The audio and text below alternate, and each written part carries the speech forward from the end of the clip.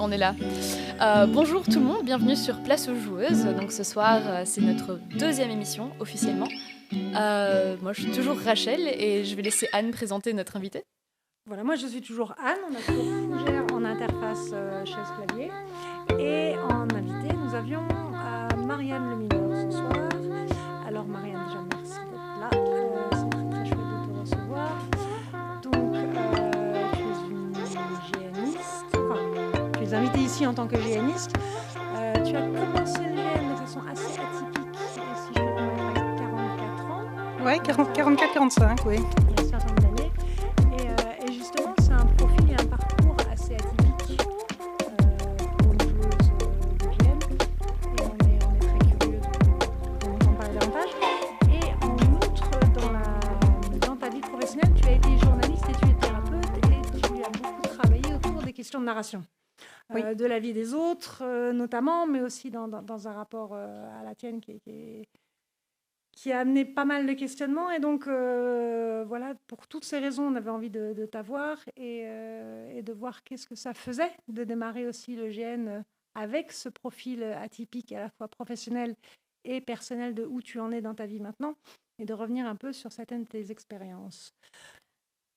Et du coup, juste pour commencer et pour te présenter d'un point de vue peut-être plus GNistique, comment est-ce que tu es arrivée au GN ? Alors, je suis arrivée au GN tout à fait par hasard. Oui, je suis quelqu'un qui aime bien jouer à des jeux de société. J'ai fait du théâtre quand j'étais plus jeune. Enfin, des trucs tout à fait que n'importe qui peut faire. Et puis, je me suis retrouvée là, à 44 ans, un week-end avec des amis. Et il y avait, dans ce week-end, il y avait des gens qui faisaient du GN. Donc, j'ai découvert ce que c'était que du GN. Surtout des gens qui faisaient des masses larves. Il y avait des archers. Donc, c'est la journée du dimanche à apprendre à tirer à l'arc. C'était compliqué, mais donc apparemment, voilà, je suis revenue le lundi matin avec un bras complètement bleu, de là jusque-là. Et donc, j'ai tout de suite rassuré mes collègues parce que quand même, j'avais quand même vécu une vingtaine d'années de violence psychologique forte, violence conjugale psychologique forte. Donc, je les ai rassurés tout de suite en disant non, tout va bien, il n'y a pas de souci, on a juste essayé de m'apprendre à tirer à l'arc. C'est ces gens-là dans les prairies l'été qui sont très nombreux et qui jouent avec des épées en mousse. Voilà, c'était l'image que j'en avais. Mais je trouvais ça intéressant. Puis j'ai laissé dormir un peu ça. Puis je donnais des formations en mind mapping, en carte mentale. Et puis un de mes collègues m'a dit, mais je voudrais bien utiliser ce truc-là pour faire des présentations. Je travaille dans des trucs de GN. Alors, il m'a expliqué ce que c'était. Je me dis, tiens, c'est la deuxième fois qu'on m'en parle. Ça Encore m'intéresse. Ouais. Ils sont partout. Ils sont partout. Ils sont même là où je travaille. Donc... Et je me suis dit, mais tiens, moi tout de suite, version professionnelle, on pourrait peut-être faire ça pour un team building. Puis on a réfléchi. Et puis on a dit non, attention, il y a des questions de sécurité émotionnelle. Donc j'ai découvert ça aussi, comme ça, tout de suite. On m'a dit, attention, bon. Et donc mon collègue m'a dit, mais non, mais va au festival du huis clos, va tester les mordeurs. Tu verras bien, tu l'auras vécu de l'intérieur. C'est ce que j'ai fait.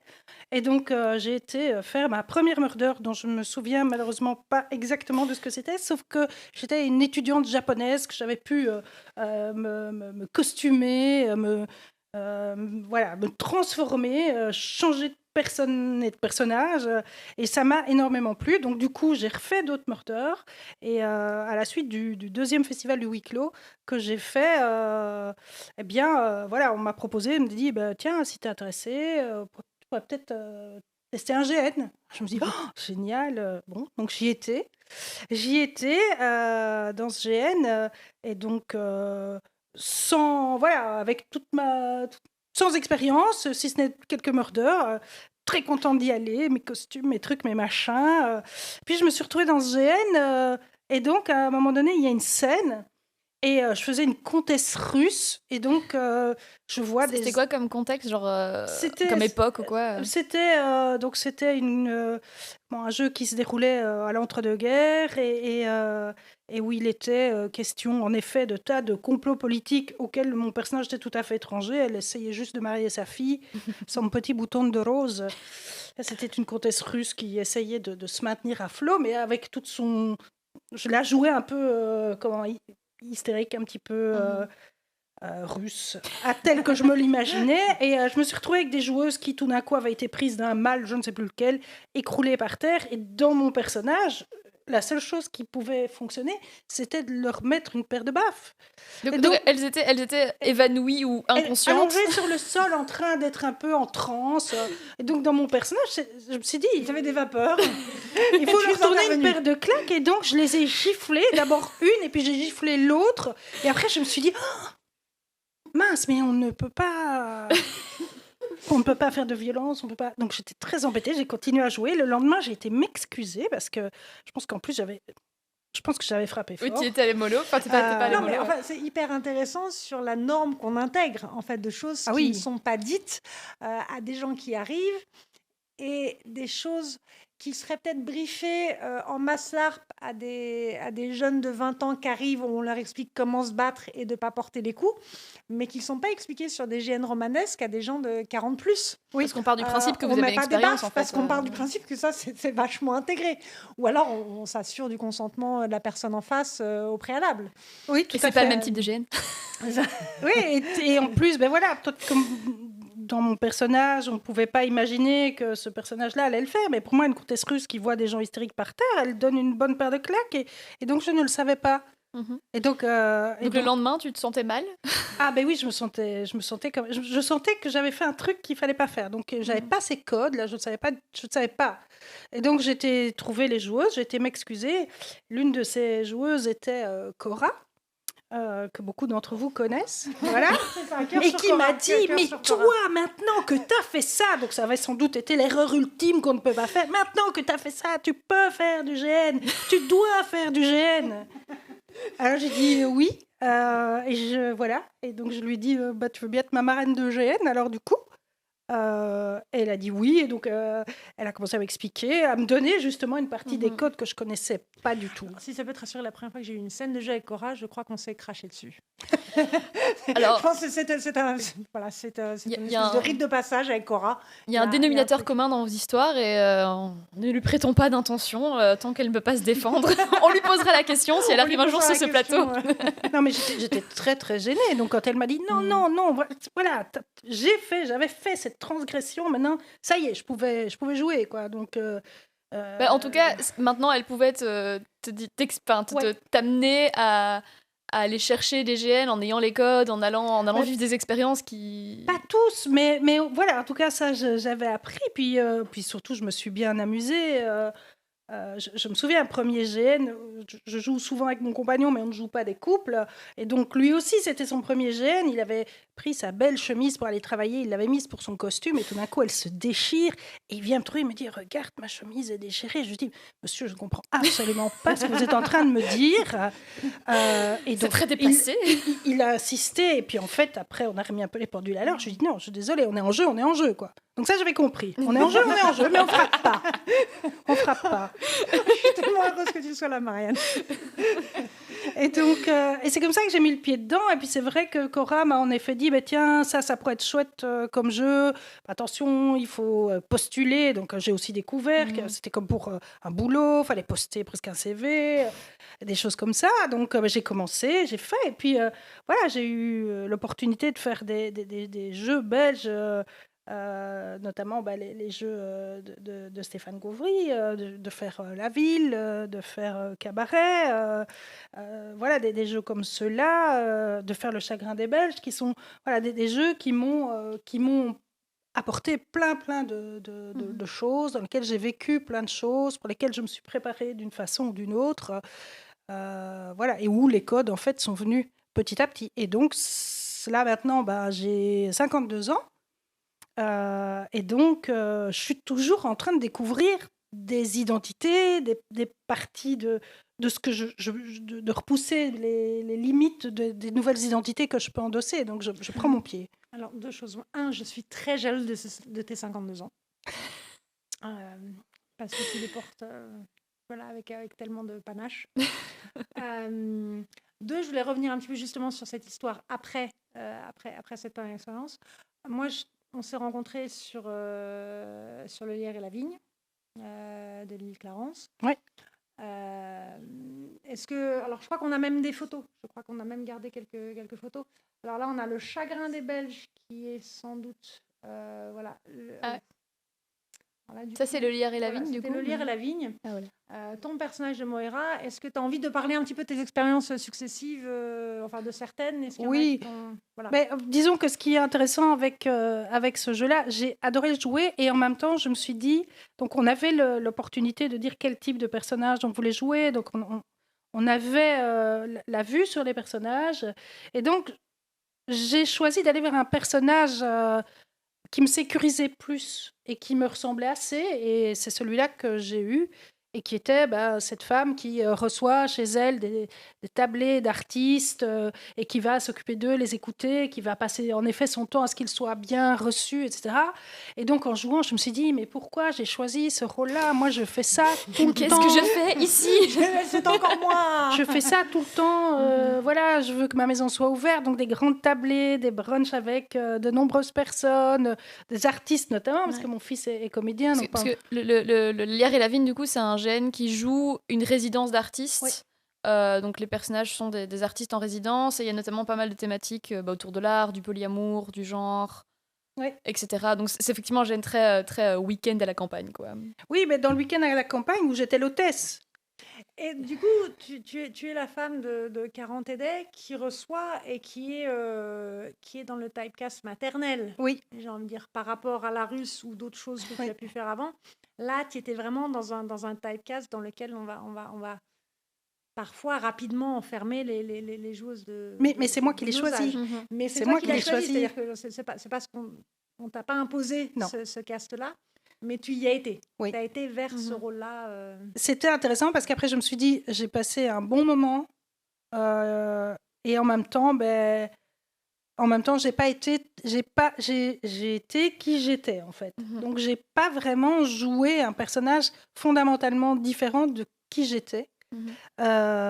Et donc je me suis dit, les prochaines fois, il faut vraiment que j'ai envie d'aller vers des choses qui soient moins moi. Et du coup, tu as été vers quoi? C'est la bonne question, tu vois. Et du coup, qu'est-ce qui est sorti de ça? Non, alors il y a eu le jeu comme La Ville, Je vois que notamment. la ville, on a une image assez un petit peu sympathique. De La Ville. J'allais De dire la ville symptomatique, moi. plus que Symptomatique. Sympathique de la Ah oui, ville. Je pense que ça, c'est les alors- deux, voilà.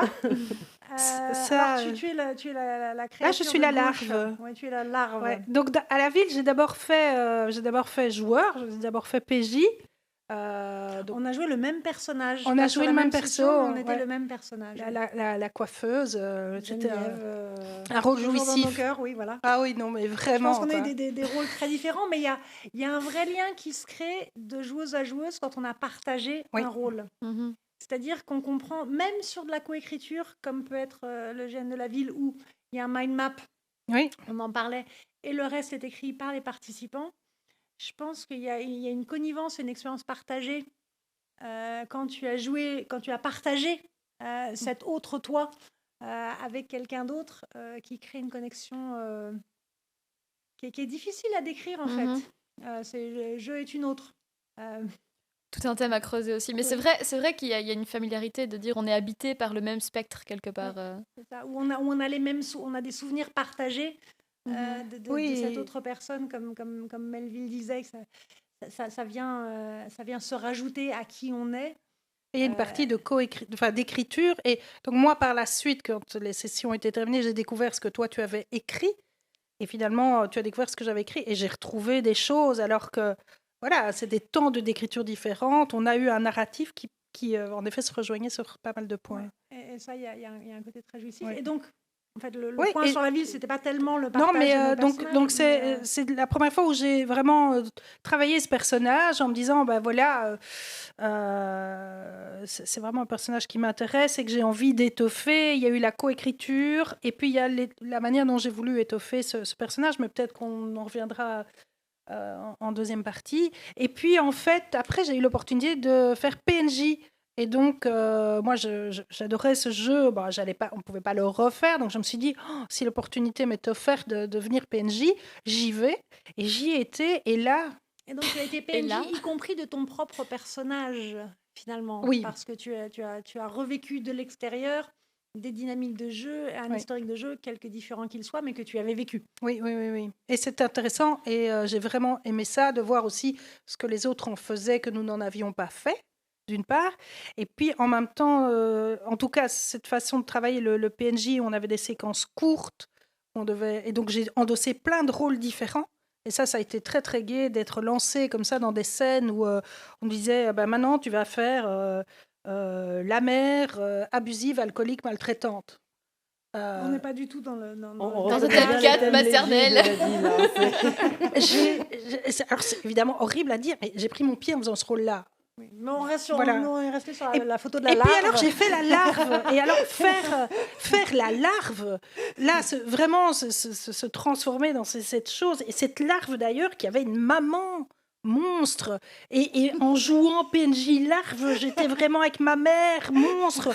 Et il y avait un lien fort. Non, mais c'est génial. Vraiment, c'était. Alors moi, j'ai pas fait la ville, j'ai pas côtoyé les larves, mais je m'imagine un tas de scénarios super, quoi. Alors moi, j'étais Geneviève, j'avais des talons aiguilles, j'ai pas été côtoyer les larves quand j'étais joueuse à la ville. Oui. Mais moi non plus, puisque la coiffeuse, elle sortait pas beaucoup. Contact avec les larves, quoi. Non, mais du coup, c'est cool de savoir que quelque part, il y avait des larves qui avaient une super vie familiale et que, que vraiment, genre, ayons une pensée pour la vie familiale de ces larves. Mais et leur relation complexe. Il faut pas croire, on se dit, oh mais non, t'as fait quoi pendant 2 heures? J'étais couchée par terre en large et je faisais maman. C'était terrible. Raconte ton GN à tes collègues le lundi matin. Oui, tout à fait. T'as fait quoi ce week-end, la larve? Ah ouais. Mais c'est la première fois que tu faisais PNJ dans un GN? Du coup, ça m'a aussi donné envie de refaire PNJ en fait dans d'autres jeux et de me dire mais je m'amuse aussi beaucoup en faisant PNJ parce que ça permet, avec des indications nettement plus précises, parfois en effet des orgas qui disent tu nous joues ça comme ça et tu le fais comme ça. Ok, je me pose pas de questions sur le personnage, je fonce, je le fais. C'est une autre façon, mais ça me plaît beaucoup aussi. Mais t'as l'impression que quand on te donne des instructions super précises comme ça de va jouer ça, et que tu te poses moins de questions de création peut-être dans le personnage, est-ce que tu as l'impression que quand même ces personnages, ils t'habitent? Oui. Enfin, genre, alors je vais pas comparer. Si on compare, genre, effectivement, Geneviève la coiffeuse qui est un spectre que vous partagez à deux, et puis genre la larve que t'as joué pendant 2 heures, peut-être t'habites pas de la même manière. Mais est-ce que ça en fait un rôle genre, bon, je vais animer pour quelqu'un d'autre, ou est-ce qu'on peut se projeter dans un. Les deux. Je sais que je vais jouer pour procurer quelque chose aux autres. Donc il y a ce désir-là d'offrir aux autres un jeu. Et donc pour ça, il faut bien jouer. Enfin, il faut... Et donc pour ça, il faut habiter le personnage. Mais en même temps, je me posais, moi, beaucoup moins de questions que quand j'ai fait la ville. Tu suis juste en larve. Oui, c'est ça. On y va, quoi. Et donc, du coup, on peut aller dans les extrêmes. C'est très court. Ce sont des séquences relativement courtes, en tout cas, dans ce jeu-là. Donc, du coup, on y va. Et puis, c'est fini, quoi. Et là, on revient sur... j'espère qu'on abordera en deuxième partie la question du rapport entre la durée et la capacité à jouer loin de soi. N'est-ce pas, Rachel? Tout à fait. Discussions qui ont déjà été un petit peu teasées dans une précédente conversation avec Anne. Mais on y reviendra effectivement sur la durée du jeu. Mais quand tu dis, donc pour les PNJ, donc on te brief, on te lance dans un truc. Pour ton personnage principal, donc le personnage que tu as joué à la ville, Geneviève la coiffeuse. La coiffeuse, comme nom de famille, la coiffeuse. Qu'est-ce que tu avais fait pour te préparer à ce moment-là? Enfin, qu'est-ce que tu as fait pour te préparer pour construire ce personnage? Parce que c'était un jeu qui se faisait sur 3 week-ends, sur 1 an. Donc, il fallait... Puis tous ces personnages, on les a coécrits. Donc, on avait des bases, mais après, on a coécrit ensemble. Et puis après, il y avait le corps à donner. Et donc, par exemple, vraiment pour ce personnage, ce que j'ai fait, donc moi, je travaille dans ma pratique thérapeutique avec ce qu'on appelle les pratiques narratives, où on va aller... je vais travailler avec les gens à déconstruire les différentes identités qu'ils occupent, les normes dans lesquelles ils évoluent, etc. Et en fait, j'ai demandé à une amie thérapeute, je dis, écoute, tu vas me faire 2 séances de thérapie à 1 semaine d'intervalle de Geneviève. Et donc, toi, ma collègue qui n'est pas géniste, tu vas me faire des séances de thérapie de mon personnage de GN que je suis en train de construire. Exactement. Donc, elle a fait... Elle l'a bien pris? Oui, tout à fait. Elle a trouvé ça... Elle avait fait une murder, donc elle voyait plus ou moins ce que c'était. Je lui avais parlé de la thématique. Et donc, j'ai fait 2 séances de thérapie de Geneviève.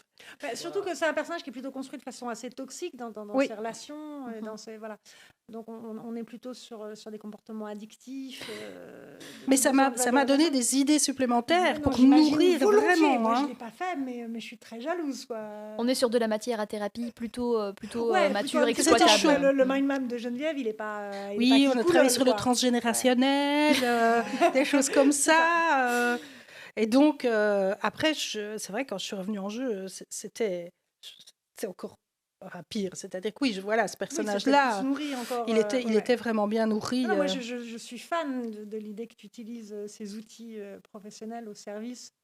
Parce qu'on imagine beaucoup utiliser les outils GN au service d'une vie professionnelle.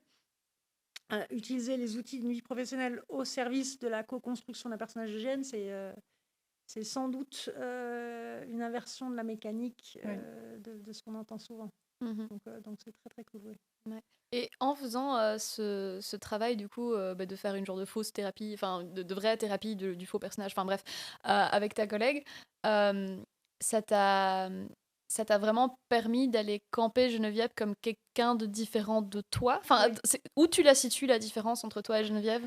Est-ce que t'es partie de toi pour construire cette différence, ou comment est-ce que en fait, avec les questions qu'elle m'amenait, elle me posait beaucoup de questions sur mes relations aux autres personnages. Et donc, ça m'a vraiment permis de creuser ça et finalement de me l'approprier. Voilà. Alors, je pense que j'ai aussi découvert le bleed, comment remettre mes bonnes chaussures quand ça a été terminé. Ça a créé le bleed pré-GN. Oui, mais après, c'est un vrai sujet. Le bleed pré-GN, moi, je le vis. Je le vis quand je prépare mes persos, je le vis. Et sur la ville, il est très présent parce qu'il y a ce gros processus de coécriture, qui n'est pas juste la co-construction, qui est de la coécriture. Et donc, tu projettes tellement de choses dans les relations avec les autres que je pense qu'il y a carrément moyen. Moi, j'ai eu aussi sur un autre gène, et bon, c'est pas un bleed avec un personnage qui n'est pas incarné.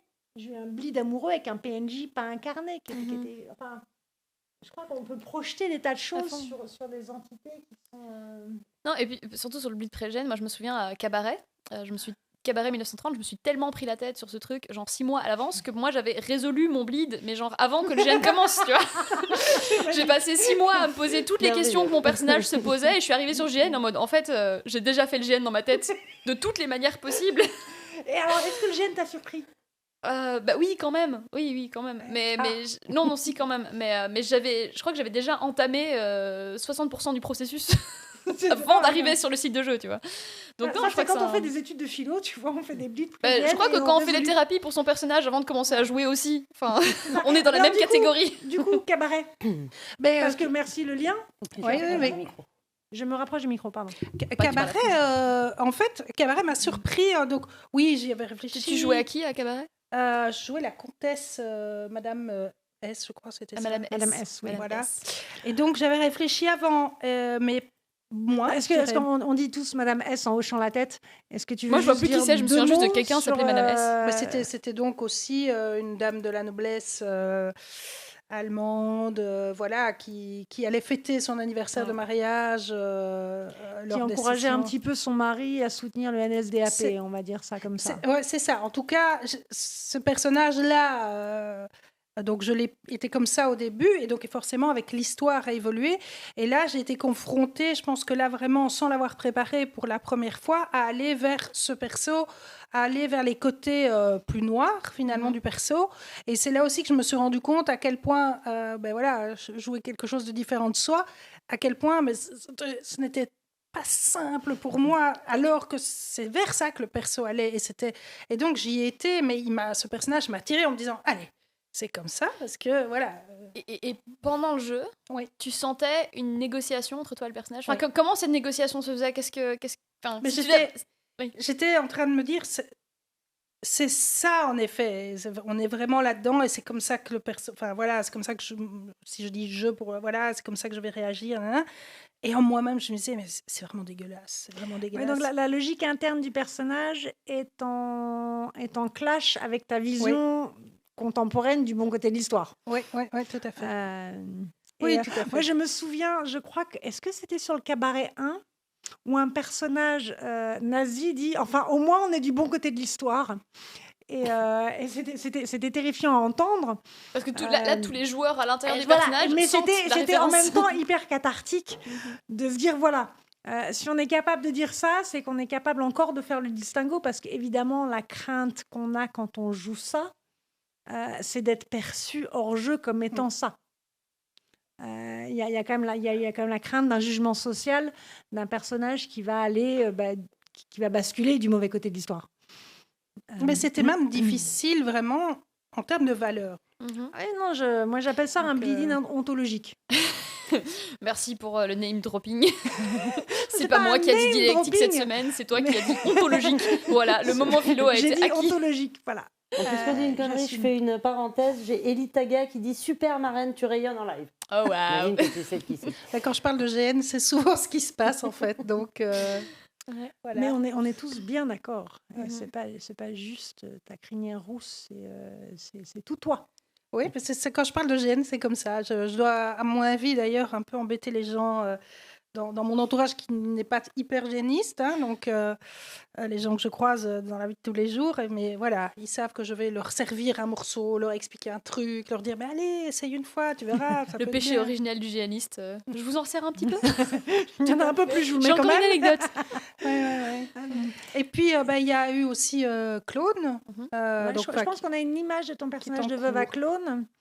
Et là, c'est intéressant parce que justement, tu disais, tu es partie un peu proche de toi. Ouais.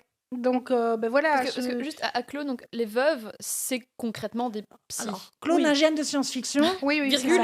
virgule, dans lequel... Gène de science-fiction qui fonctionne avec un système de patries qui sont chaque patrie, C'est un corps de métier, chaque faction quoi. est orientée sur un corps de métier. Et donc, de nouveau, en choisissant, et de nouveau, il y a maintenant d'ici 4 ans, 5 ans. Il ne faut déjà, pas te laisser choisir. je me suis dit, où est-ce que je vais aller ça, je sais faire. Donc, je vais aller chez les veuves, qui sont les psys, les assistantes sociales, plutôt les psys. Voilà. Et donc, voilà, au début, en jouant ce rôle, je me suis rendu compte qu'en effet, c'était entre guillemets facile, parce que j'utilisais mes techniques d'écoute et d'accompagnement finalement. Mais en fait, comme c'est un jeu sur plusieurs années maintenant, donc c'est un jeu à campagne, pas si exactement. Là, c'est le 5e épisode cette année, Ouais. donc c'est la 6e année en fait, puisqu'il n'y a pas eu pendant le Covid. Mais donc j'ai pas c'était fait quand le même début, je suis arrivée en cours, donc Ouais. moi c'était la troisième année cette fois-ci, non, 4e. Eh bien, voilà, mon personnage évolue et finalement s'enrichit de nombreux traits qui finalement...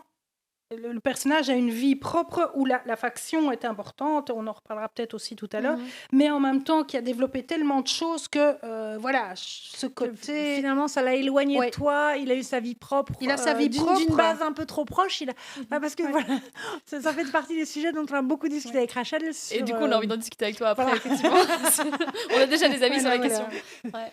Et puis, il y a eu aussi le chagrin des Belges. Là, on a la photo que Axel avait mis au Ouais, tout c'est ça. début. Mais du coup, le chagrin des Belges, pour situer, parce que c'est pas un gène que beaucoup de gens connaissent, je crois.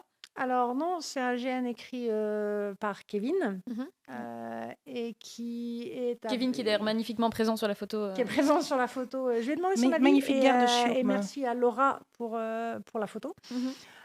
Et donc le chagrin des Belges, c'est un procès d'épuration en 1945 d'une mère collaboratrice inspirée du roman éponyme d'Hugo Claus. Et donc on est sur un GN de procès. Donc c'est les joueurs pendant 8 heures dans une pièce. Grosso modo, il ne se passe rien à part le procès de cette femme. Une mère de famille qui a donné la résistance pour sauver son fils collaborateur. Mhm. Et donc c'est inspiré de faits réels. Et je me souviens que j'étais dans l'équipe Orga et je voulais que ce soit une mère de famille et je voulais que ce soit toi. Parce que là, sur un enjeu pareil, pour incarner ce genre de personnage, je voulais quelqu'un qui comprenne viscéralement les enjeux. L'enjeu de sauver son gamin. Mhm. Alors, à tort ou à raison, je pensais qu'il fallait quelqu'un qui ait cette expérience-là Hors jeu. hors jeu, Mhm. en tant que partie, pour comprendre les extrêmes auxquels cet amour déraisonnable, absolu, pouvait mener.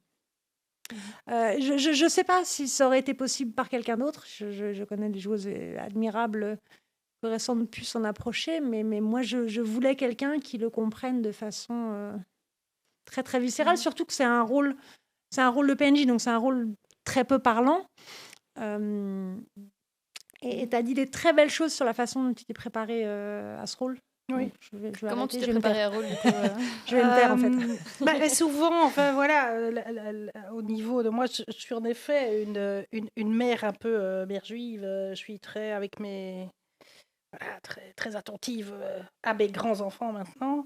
Et souvent, Tes enfants ont quel âge? alors l'aîné a 27 ans, le deuxième en a 24, puis il y a un petit écart, et puis 18 et 17. Donc, Et dans le jeu, est-ce que les âges correspondaient un peu à oui, tes pour enfants? l'aîné, Ok. ça, oui, ça aurait pu.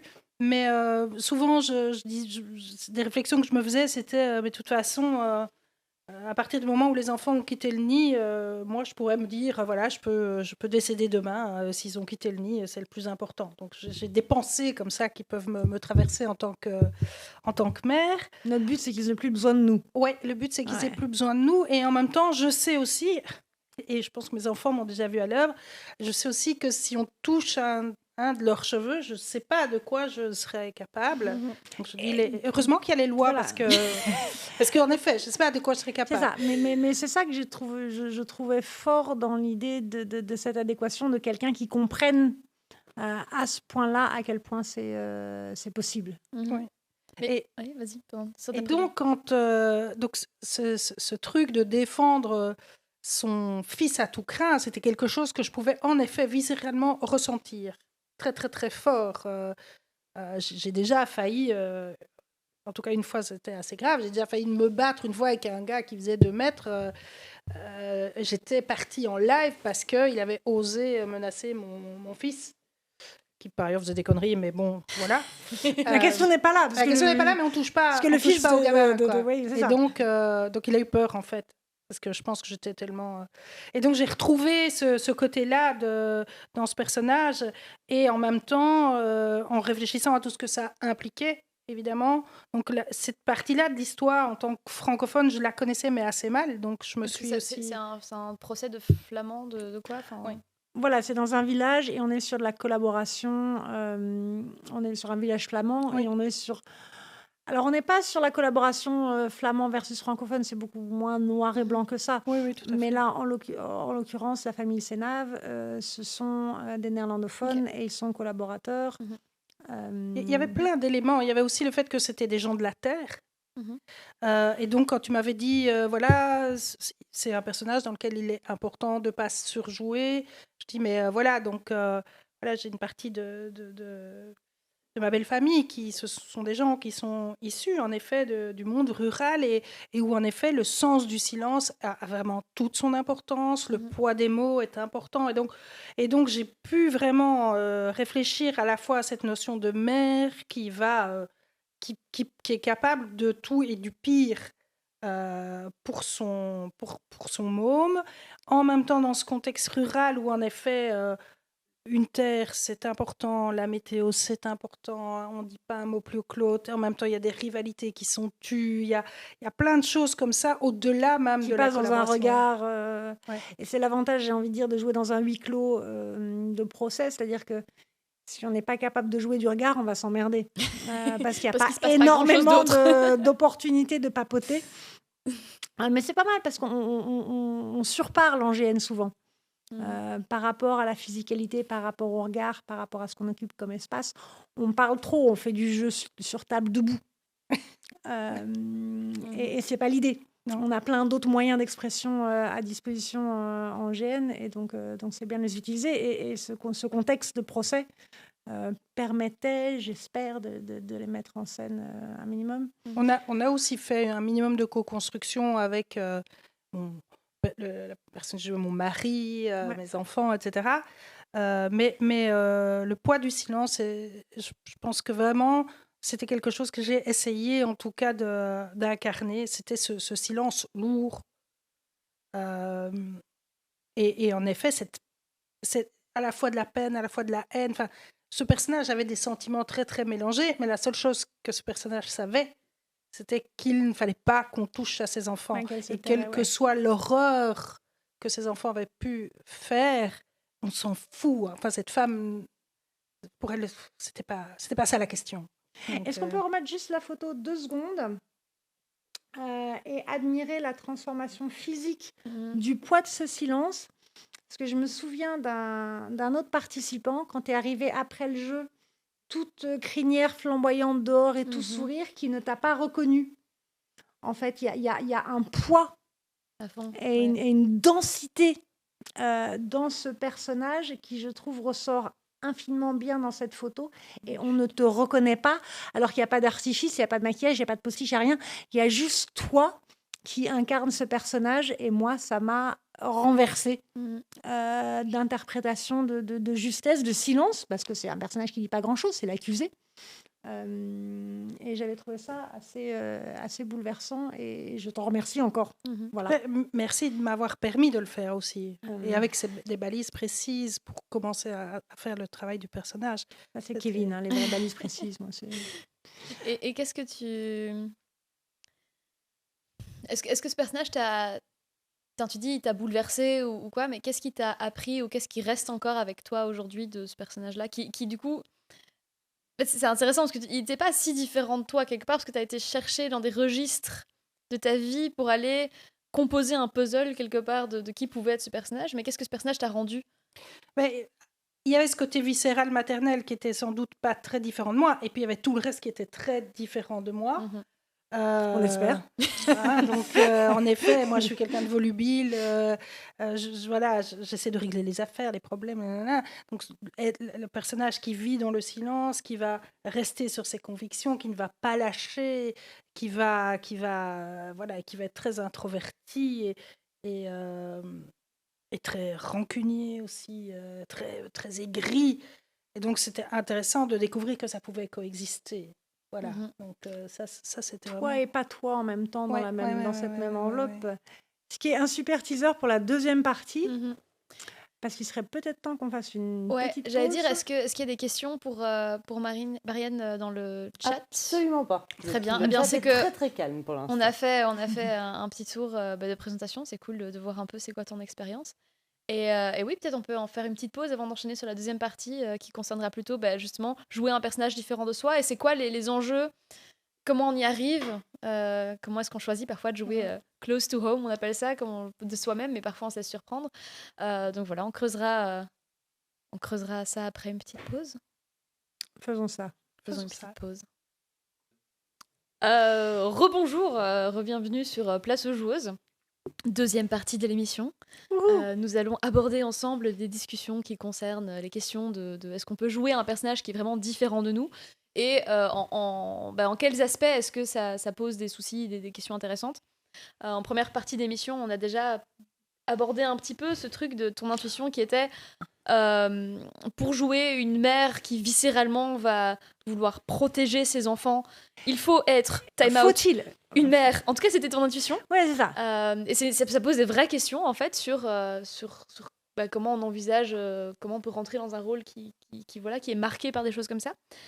Mais il y avait notamment aussi la question de l'âge, qui faisait partie des premiers trucs qu'on voulait discuter. Et donc voilà, est-ce qu'on peut jouer un personnage, comment est-ce qu'on fait pour jouer des personnages qui ont vraiment des âges différents? Et il y a une expérience de GN que tu n'as pas mentionnée à la première partie, qui est Luftballons. Oui. Donc qui est un GN d'une nuit dans lequel on joue des punks qui cherchent à passer le mur. Voilà, il y a une super photo de ton personnage à Luftballons. Voilà, donc Marianne dans Luftballons. c'est un GN avec des punks qui cherchent à passer le mur de Berlin. Est-ce que tu veux faire un petit commentaire, une petite présentation de ton personnage? Et voilà. Oui, elle a c'est une ado, une fin d'ado, 16-17 ans, et donc avec toute la révolte qu'elle peut avoir à ce moment-là et tous les espoirs qu'elle va essayer de porter, mais il y a une rage aussi, une envie une question de recherche d'identité, mais une envie de changer, une envie de bousculer les choses, aller contre sa famille, et en même temps pas. Enfin voilà, tout ce marasme dans lequel cette ambiguïté-là, qui habite les ados, et donc J'ai eu l'occasion de jouer ce personnage qui avait donc 16-17 ans, alors que forcément, je devais en avoir 48, je crois, quand je l'ai joué. C'était vraiment gai parce que ça m'a permis d'aller rechercher des rages que j'avais vécues. Qui étaient encore un peu là ouais, Les rechercher, ça veut dire elles sont toujours là. Oui. C'est-à-dire, moi, la question, c'est est-ce que du coup, tu t'es inspiré de tes rages ou des rages de tes enfants? Les deux. Les deux. Parce que du coup, tu as vécu 2 adolescences, tu vois, la tienne propre et celle par procuration de tes enfants qui est sans doute un peu plus fraîche et au moins aussi douloureuse. Non, fraîche dans la mémoire, j'entends. J'entends Fougère faire coucou derrière. J'ai été busted. Mais du coup, dans laquelle des deux t'as puisé? Enfin, sans doute dans les deux, mais... Ouais, mais ouais. dans les deux, dans la mienne, celle de mes enfants est même plus forte. Donc, enfin, je sais pas, elle est différente, mais en tout cas, voilà, c'est contre les normes établies, contre ce qu'on nous assigne comme parcours à devoir suivre et dont on ne veut pas. Et on ne sait pas où on veut aller, mais en tout cas, on veut pas ça. Et donc, ça m'a permis d'aller rechercher tout ça. En plus, ça m'a super touchée parce qu'en fait, en 89, j'avais 20 ans, donc au moment de la chute du mur, on a pris un car et on est parti, on est allé sur place. Donc Berlin, le mur, j'avais des souvenirs très très forts. Alors, moi, j'ai eu cette même expérience sur ce jeu-là. Je me suis rendu compte que sur la session où je l'ai joué, j'étais la seule à avoir traversé le mur, en fait. Et avoir une expérience presque d'avoir vécue à l'époque. Mais j'ai traversé à Checkpoint Charlie plusieurs fois parce que ma mère était polonaise et du coup, on faisait du Est-Ouest assez régulièrement. Alors que pour tous mes co-participants, c'était une page d'histoire qui jouait comme on jouerait Le Chagrin des Belges et Un procédé d'épuration en 45. Alors que moi, on était dans mon adolescence. Tu vois, et tout d'un coup, ces gens qui vivent mon adolescence comme une page d'histoire, c'est chelou quand même. Donc moi, j'ai eu ce moment de « Ah oui, en fait, vous comprenez pas ce que c'était. » Ouais, tout à fait. Mais c'était bizarre. Et c'est dommage qu'on n'ait pas joué la même session, d'ailleurs. Toi, t'as eu ce sentiment-là aussi, Marianne? En tout cas, j'ai vraiment eu la sensation de repartir dans ce phénomène d'actualité-là que j'avais vécu à ce moment-là. Et donc, en effet, Checkpoint Charlie, les boutiques vides à Berlin-Est, tous ces trucs-là. Il y avait des cendriers et des bottes en caoutchouc cette semaine-là, parce que planification, et du coup, cette semaine-là, dans les boutiques, il y avait des cendriers et des bottes en caoutchouc. Ici, j'ai une participation de Zacas13 qui dit donc, contrairement à Marianne, je n'ai pas pu jouer un ado. J'avais 40 ans quand j'ai joué le jeu. Je n'ai pas réussi à trouver ses rages et donc je ne sentais pas comment jouer un ado en révolte. Mais ça va vraiment bien dans le thème, justement. C'est une vraie question. Moi, je trouve pas ça. Enfin, merci. Zacas13. Merci, Zacas13. Mais oui, comment est-ce que tu aurais aussi facile à jouer ce personnage adolescent si tu n'avais pas eu des adolescents toi-même? Genre, tu aurais pu aller puiser dans ta propre adolescence? J'ai pas eu j'ai eu une adolescence agitée et protestataire, mais pas du tout comme cette adolescente-là. Donc, j'étais, à mon sens, j'étais sur les barricades, mais j'étais plus... à l'époque, on a eu Touche pas à mon pote, Amnesty International, tous ces trucs-là. Donc, moi, j'étais plus dans ces machins-là. J'étais pas hyper rock'n'roll. J'ai eu mon moment punk aussi, donc j'ai eu à un moment donné un peu ce look-là. Voilà. Mais j'ai pas eu une adolescence de décrochage, de trucs comme ça. Donc, mais je trouvais ça plutôt fascinant de le faire. Mais la question, c'est comment tu t'es relié à ce personnage qui est de ta génération. Alors, je pense que le lien facile, c'est que le personnage est de ta génération. Il avait ton âge en 89, tu vois. Et donc, j'ai envie de dire, ça, c'est la partie facile de la chose. Et la partie compliquée, c'est si tu l'as expérimenté, retrouver cette colère. Et si tu ne l'as pas expérimenté, moi qui n'étais pas une ado rebelle du tout, comment trouver cette colère? Comment aller identifier cette rage, cet anti-système, et du coup, je trouve que ça pose une question intéressante du rapport au personnage, c'est-à-dire est-ce que tu pars de toi et donc du souvenir de ta colère pour aller raccrocher au personnage, ou est-ce que tu dois partir du personnage, de sa colère à lui, pour le ramener à toi et te dire voilà comment Alors j'ai dit ontologique, donc est-ce que j'ai le droit de dire dialectique aussi maintenant? Le cap est passé, il y a plus de rattrapage possible. À ce stade, tu peux dire tous les mots que tu veux. Et la question, c'est d'où part justement cette dialectique avec ton personnage? Est-ce que ça part de toi ou ça part du personnage? Non, là, je suis partie du personnage, je suis partie du contexte, en fait. Ouais. Je suis partie du contexte, une ado à l'Est, tout ce qui était interdit, tout ce qui était pression. Donc, avec mon compagnon, on s'est beaucoup renseigné. Je me suis beaucoup renseignée. Lui, il est beaucoup plus instinctif dans son jeu. Et donc moi j'ai relu des bouquins, j'ai écouté des émissions de radio, j'ai écouté la musique, j'ai beaucoup écouté la musique, beaucoup. Ça s'appelle Luftballon, c'est pas pour rien. Ben voilà. Et j'ai été rechercher aussi ce que ces musiques-là amenaient. Donc par exemple quand je prépare mes persos, c'est vrai que je me fais un petit pré-bleed, en effet je me mets la musique du moment, enfin la musique qui est là dans cette atmosphère-là. Et ça a amené les choses. Donc oui, j'ai été retrouvée l'ado que j'avais, enfin peut-être les petites rages que je pouvais avoir en tant qu'ado, mais j'ai surtout été chercher les ados de cette époque-là, du contexte, de la pression, toute la pression sociale, économique de l'époque, du contexte politique. C'est là que j'ai été les chercher. Donc tu es partie pour le tirer vers toi et vers ton vraiment. adolescence. Et toi, du coup, Rachel? Moi, j'ai pas joué Luftballon. Non, pas sur Luftballon en particulier, mais alors je me doute que tu joues peu de persos qui sont liés à la période historique de ton adolescence. Ma foi, mais non. Mais quel est ton cheminement vers un autre toi? Alors, cheminement, enfin plus précisément, vraiment sur la question de l'adolescence, je trouve ça assez marrant parce que quand on parle de jouer un ado, moi je pensais à un autre jeu où, je sais pas, je jouais un personnage qui... Enfin, en fait, on s'en fout le personnage que je jouais, mais à un moment donné, une romance m'était proposée, et c'était vraiment une romance d'ado. Et moi, j'ai pas pu. Et vraiment, j'ai senti ce truc de j'ai plus 16 ans, je peux plus tomber là-dessus. Et en fait, c'est intéressant parce que, enfin, on dit l'écart d'âge, etc. et tout, mais moi, à ce moment-là, je me sentais plus capable de me replonger dans cette niaiserie idéaliste dans laquelle on peut tomber quand on est ado, quoi. Et vraiment, je le trouvais plus en moi.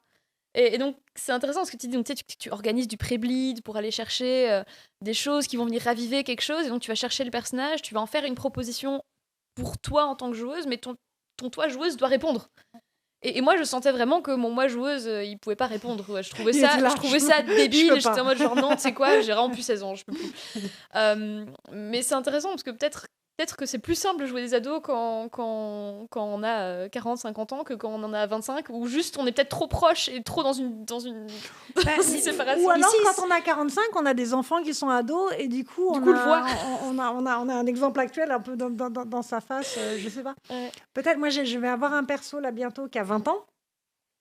Je suis un peu terrorisée parce que je me souviens pas exactement de ce que c'est que d'avoir 20 ans. Mais en même temps, et là on va repartir sur le corps du thème, c'est-à-dire j'ai vu énormément de gens de 20 ans se mettre du talc dans les cheveux et prendre une canne et une espèce de vague voix chevrotante en disant bah, du coup j'ai 60 ans. C'est bon, genre merci les gars, j'ai 60 ans, je vais sentir les fesses de bébé quoi. Et cette espèce d'image que sur base d'un petit peu de maquillage à 20 ans, tu peux comprendre ce que c'est d'avoir 60 ans, genre s'il suffisait d'avoir du talc, ça se saurait. Alors que c'est très très compliqué à 40-50 ans de jouer un personnage de 20 ans et qu'on te fasse un play to lift de qui tu es. Ouais. Alors qu'a priori, à 50 ans, tu as l'expérience de ce que c'est que d'avoir 20 ans, alors qu'à 20 ans, tu n'as pas l'expérience de ce que c'est. Et donc, on est vraiment sur un truc un peu... Mais du coup, je balancerais bien la question en chat, comme ça, on a l'occasion de collecter plus d'anecdotes, de data.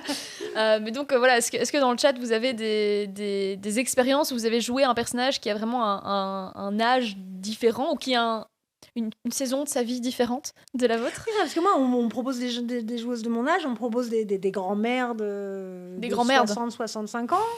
Des grands-mères. Et là, tu fais, non, sérieusement.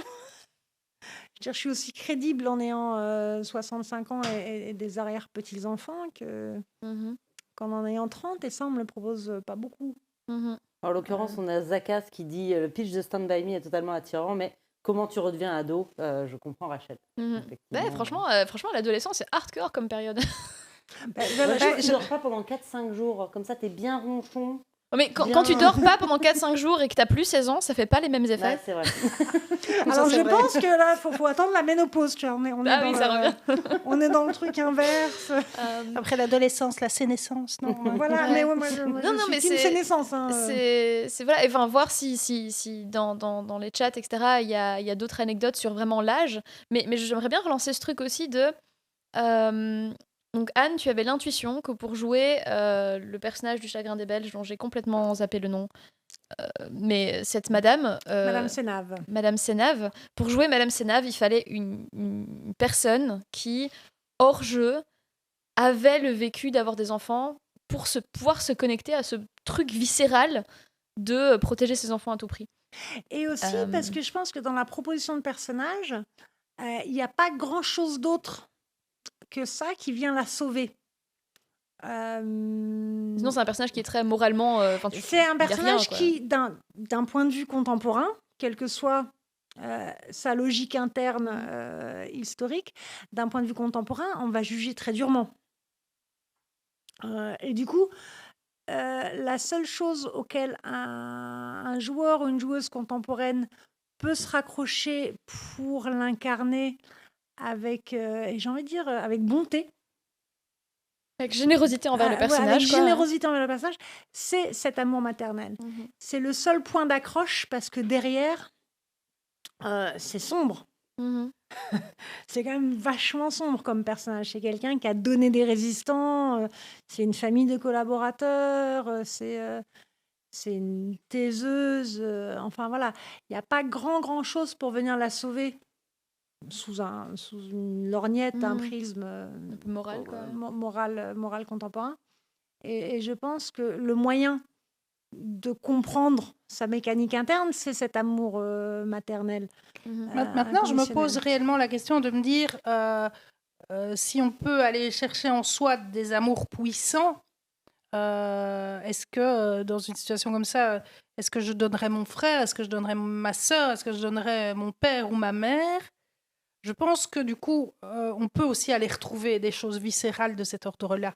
Oui, puis c'est aussi une question d'empathie d'une certaine façon. C'est-à-dire que moi qui n'ai pas d'enfant et alors absolument pas l'intention d'en avoir, ça n'empêche pas que je comprends le personnage. Enfin, peut-être pas de la même façon viscérale, mais je saisis bien cet amour, effectivement, parce que j'ai aussi une mère, parce que, et même pas forcément en le rapportant à des choses personnelles, mais simplement par empathie, parce que j'ai beaucoup lu et parce que je vois les points, les machins.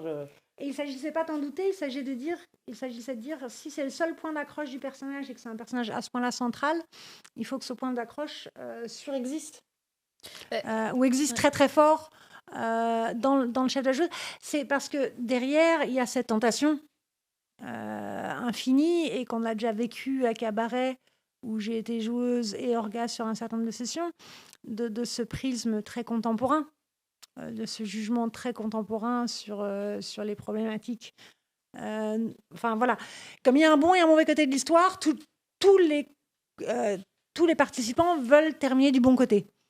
Et c'est souvent ce qui donne aussi en Medfan les seigneurs démocrates, les vampires hémophiles, les... Quoi Pardon. Et là, ça glisse bizarrement. Oui, j'ai dérapé. Il fallait le placer sur l'émission, c'est ça. Donc, il y a une tentation, et je reviens au blis ontologique, d'être le gentil de sa propre histoire sous un prisme contemporain. Oui, mais on peut être le gentil de sa propre histoire en trouvant son personnage, genre, en jugeant quand même son personnage. Je sais pas comment toi tu l'as vécu pour ce personnage-là, mais on peut développer l'idée que genre vraiment de son point de vue subjectif, son personnage est le gentil de sa propre histoire, mais en tant que... Enfin, moi, j'ai ça, par exemple, actuellement pour Clone, pour ne pas le citer. Après Clone, j'écris l'évolution de mon personnage, donc j'écris un peu en première personne ce que mon personnage a fait, histoire de pouvoir avoir une trace de ce qui s'est passé pendant le jeu. D'habitude, j'écris ça dans les 10 jours qui suivent le jeu, parce que c'est un peu mon manière de dérouler, de revenir un peu, de d'écrire, et quand c'est fini d'écrire, pour moi, le jeu est clôturé, et je peux passer à ma vie. Il se trouve que là, cette année, après Clone, j'ai déménagé, j'avais pas le temps. Donc j'ai pris plein de notes, mais j'ai pas fini d'écrire ce truc. Et pendant les vacances de Noël, je me retrouvais à écrire ça, du coup. Le problème, c'est que le personnage était loin dans le temps. Ça faisait quand même déjà 2 mois qui s'étaient écoulés. Et je me retrouvais dans une situation où j'écrivais en première personne le vécu de mon personnage. Mais moi, en tant que joueuse, Rachel, je la jugeais, mais tellement. J'étais plus capable d'avoir une adhésion, en fait, à ce personnage. Parce que moi, je la jugeais moralement en mode, mais quel personnage problématique, vraiment. Et j'avais du mal à écrire parce que je me disais, ça me va pas, moi, en tant que joueuse. Par contre, je pouvais parfaitement voir que, du point de vue de mon personnage, ce que mon personnage fait est tout à fait ok. Oui, c'est ça, mon personnage n'a pas du tout l'impression d'être une mauvaise personne ou quoi. C'est juste l'écart entre moi et mon personnage s'était recréé de manière très visible parce qu'on est 2-3 mois après le gène. Et pourtant, je suis convaincue que mon personnage est convaincu d'être le gentil de sa propre histoire aussi. Donc, il n'y a pas besoin de mon adhésion de joueur, quoi, quelque part. Ouais, mais je pense qu'elle est pas donnée à tous, cette capacité à s'abstraire de son jugement de joueur pour incarner un personnage. Il y a des gens chez qui... voilà, moi j'ai déjà quelqu'un qui s'est inscrit à Cabaret en disant « mais je pourrais pas jouer un nazi ». Mais si tu laisses pas à ton personnage l'opportunité de basculer, qu'est-ce que tu viens jouer à Cabaret? Et je l'ai pas prise, c'est une amie proche, et je lui ai dit, mais voilà, si tu veux pas vivre ce questionnement-là, parce que pour toi, en tant que participante, c'est quelque chose qui est déjà réglé, alors qu'est-ce que tu viens chercher sur ce jeu? Oui, moi, c'est pour ça que j'aime bien travailler, même pour une Mordor, j'aime bien d'aller travailler le personnage dans son contexte. Et en effet, pas simplement qu'est-ce qu'il aime bien pour goûter ou enfin des petites choses comme ça. Non, mais c'est vraiment dans son contexte, dans ses relations, même si elles sont pas mises dans le jeu, je vais aller m'imaginer une enfance ou enfin ça dépend. Si c'est une larve, c'est autre chose, mais enfin c'est une autre un enfance, rapport quoi. très fort à sa mère, la larve, donc forcément il y a une enfance. Mais il y a vraiment, respecter les larves. Vraiment, je vais aller questionner le système dans lequel le personnage s'inscrit pour vraiment aller trouver sa logique interne. C'est ça. Après, pour l'habiter, c'est parfois plus compliqué. Donc, par exemple, moi, j'ai énormément de difficultés avec le pouvoir et la trahison. Ça, c'est vraiment les 2 thématiques extrêmement compliquées pour moi. Et maintenant, je veux vraiment essayer d'aller vers des joueurs comme ça. Donc là, je comprends le personnage et tout. Mais c'est vrai qu'une fois que je suis dedans, c'est très difficile. Ouais, des fois, tu te bats avec ce que tu incarnes. Moi, je me souviens sur le pouvoir, Harem Sensat, c'était tellement fort. Donc, c'est un GN de Muriel sur la guerre des Balkans et la chute de l'Empire ottoman. Et moi, j'étais la mère du sultan, donc la chef, entre guillemets, du harem. Et j'ai défendu ce harem bec et ongle. Contre cette influence occidentale qui était une perversion, qui était une espèce de femme trophée qui était exhibée, là où nous, on avait, dans le cadre du harem, on avait cette liberté d'être, de penser, d'exercer une autorité qui était refusée à ces femmes occidentales qui étaient exhibées comme des... Et d'y croire, et de me battre pour ça, et d'en faire l'enjeu d'une vie. Là où forcément c'est très très compliqué de défendre l'enfermement de la femme et une ségrégation de genre hyper stricte, mais c'est la puissance d'un jeu infiniment bien écrit, c'est que tu crois au personnage et à son prisme idéologique, et que tu le défends, ce prisme idéologique, au-delà des clichés. Mais je crois que ça demande un travail d'écriture de fou, ou de co-écriture, hein. Mais de réussir à sortir à ce point-là de ton prisme, Oui, finalement. c'est aussi pour ça que ça s'appelle un jeu. Oui, mais c'est compliqué. Et quand tu vois, enfin, tu n'es pas une joueuse de masse LARP. Et Non. je te souhaite un jour de l'expérimenter. Ouais, Et tu verras le nombre de rois et d'évêques qui sont prêts à se soumettre au suffrage universel, tellement ils sont démocrates au XIIe siècle, ou dans des univers SF. C'est effarant. Mais ce qui est super intéressant, c'est qu'en masse LARP, les dynamiques sont pas du tout les mêmes. Moi, je crois vraiment... Et en fait, enfin, c'est toi qui... Non, c'est toi qui dis ça, je sais plus. Mais en masse LARP, les dynamiques qui ont des time in et qui ont mis time out sont particulièrement marqué parce qu'on est dans des jeux de groupe dans lesquels en fait l'organisation hors jeu du groupe va être hyper visible dans le jeu en jeu du groupe. C'est ça. Alors ça, c'est moi qui dis que le péché originel du GN de faction, c'est le TITO. C'est le TITO. C'est-à-dire que la faction est le péché originel de la confusion TITO. C'est vrai. Parce que tu fais des factions avec des potes. C'est pas forcément un défaut qui est uniquement dans les masses LARP, puisqu'il y a aussi des plus petits lives. Je pense entre autres à, je ne me rappelle plus du nom, de Western, machin truc. Wildest Wildest, effectivement, Wildest, où effectivement, dès le premier épisode, tout le monde avait envie que les femmes votent et que les Indiens votent. Alors, et c'était très surprenant, on va dire. La fameuse démocratie en GN. Sur le prisme contemporain. Mais en termes de GN de faction, après sur Wildest, il y a de la faction aussi. Pour moi, c'était pas ça qui était. Non, le problème de Wildest et du vote des femmes, on était sur un prisme hyper contemporain. Les natives, ils sont sympas, vote des femmes. Et tout le monde était d'accord. Donc là, il y a un problème de brief, de monde, je sais pas, de joueurs. Mais je reviens sur les mass LARP parce que le jeu en mass LARP est vraiment juste, c'est pas la même activité en fait. Enfin, moi je crois qu'en mass LARP, on ne fait pas la même chose que ce qu'on fait dans des GN genre cabaret, clone et chagrin des Belges. C'est pas le même. Et on revient sur un peu les codes implicites que tu disais quand tu as commencé le GN.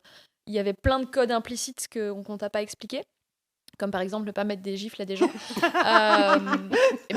En fait, c'est super intéressant à quel point en fait les joueurs de mass LARP, ils ont un certain bagage de codes implicites, de codes du GN. On ne trahit pas à l'intérieur de sa propre faction, parce que c'est des potes. Mais par exemple, et après quand ils arrivent dans d'autres types de GN, en fait ils découvrent des manières de jouer qui collent pas du tout à leur manière de jouer en mass LARP, et de la même manière que des gens qui jouent des GN, je sais pas, qu'on appelle ça des GN matures, des GN ce genre de GN romano-gauchiste, tout ça, et qui après arrivent en mass LARP sont hyper perplexes des codes de jeu en fait, parce que et moi je crois vraiment, enfin moi je fais les deux et je kiffe les deux, mais je trouve ça magique que ça fonctionne avec si peu de briefs, parce qu'il y a tout un implicite d'une communauté qui s'expérimente en fait, et notamment sur le fait de jouer des personnages qui sont du coup très différents de soi, ou très qui nous mettent en danger quelque part aussi dans le regard des autres, parce que jouer un méchant, jouer quelqu'un d'oppressif, jouer quelqu'un de pas sympa, ou quelqu'un qui a des valeurs morales différentes de soi, ça marche pas en mass LARP. En mass LARP, tu payes une sanction sociale. Mais parce qu'en mass LARP, t'as des PNJ pour ça. Ça dépend des mass LARP, mais oui, il y a un moyenne, problème. l'oppression et du coup la dynamique de jeu est apportée souvent par des PNJ. Du coup, ça fait l'économie des joueurs d'être des oppresseurs. Mais parce qu'on est obligé. Du coup, tous les joueurs sont sympas. Moi, je crois pas que c'est trop bien. Les joueurs sont sympas parce qu'il y a des PNJ qui sont méchants. Je crois qu'on met des PNJ méchants parce que sinon personne n'est méchant, parce que la sanction sociale à payer d'être un méchant est trop chère en mass LARP. Alors, on est bien d'accord, parce que sur Outre-Terre, je crois, où j'étais Orga, sur Outre-Terre 3 ou 4, ils m'avaient tous juré qu'ils s'en sortiraient pas comme ça, qu'ils allaient faire la guerre et machin. Parce qu'on était sur un mass LARP, on avait 600-700 joueurs, sans PNJ. Et en rentrant dans la réunion, ils m'avaient tous juré ça va chier, jamais je bouge. Et ils étaient tous assis sur une poudrière. Ils avaient toutes les raisons du monde. Au bout d'une demi-heure de réunion, ils étaient tous en paix. Et j'ai fait, il n'y a personne qui va venir vous sauver du barbecue, les gars. Moi, j'ai débranché mon Toki, j'ai été boire un verre et j'ai pleuré. Mais il n'y a pas un épisode d'Outre-Terre où, en tant qu'orga, j'ai pas pleuré de la difficulté des dynamiques PVP sur du mass LARP de faction.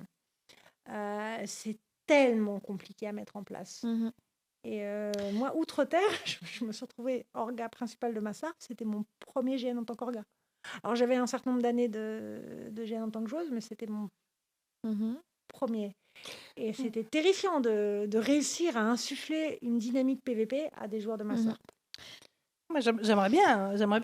On s'éloigne un peu, peut-être. J'ai jamais fait de mass LARP parce que l'occasion ne s'est pas présentée et que je ne suis pas rentrée par cette porte-là. Mais c'est pas du tout une volonté de ma part de dire non, je vais pas faire du mass LARP. Eh bien, c'est une planète de jeu complètement différente et ça s'expérimente. C'est comme les vacances à la mer et les vacances à la montagne. Il y en a pour tous les goûts. Il y a Zakat13 qui troll et qui dit clone, c'est pas un mass LARP.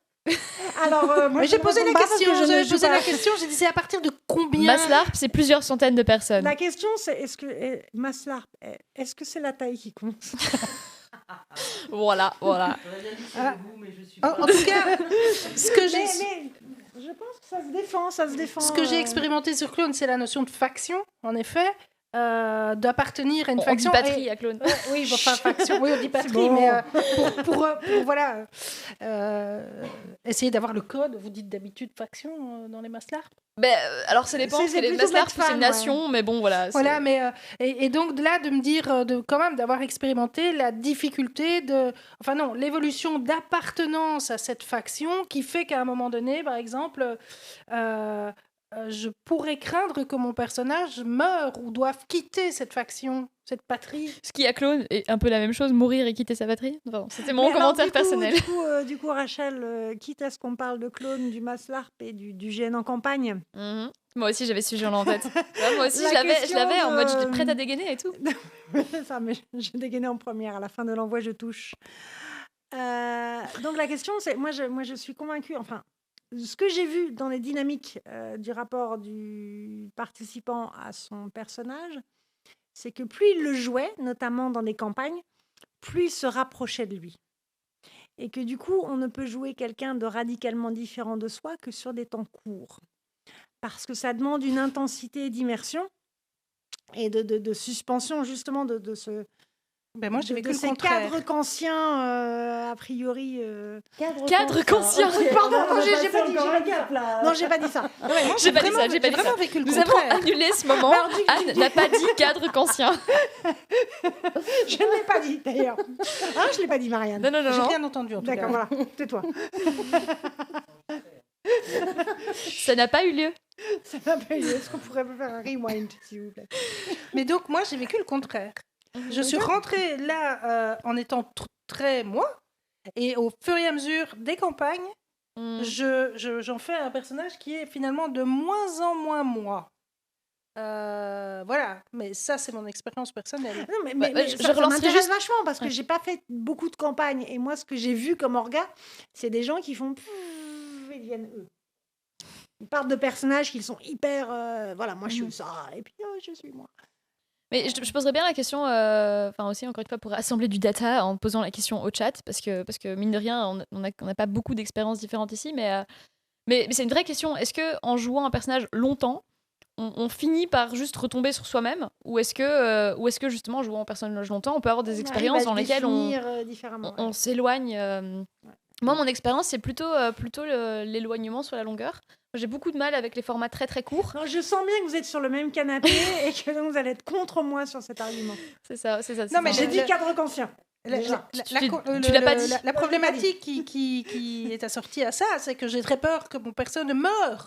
Mhm. Parce que comme je pense que je suis en train d'en faire quelque chose qui n'est pas moi et qui est très éloigné de moi, je me dis mais je vais encore creuser pour aller plus loin, et donc je voudrais pas qu'il meure, et donc je suis attachée à ce personnage.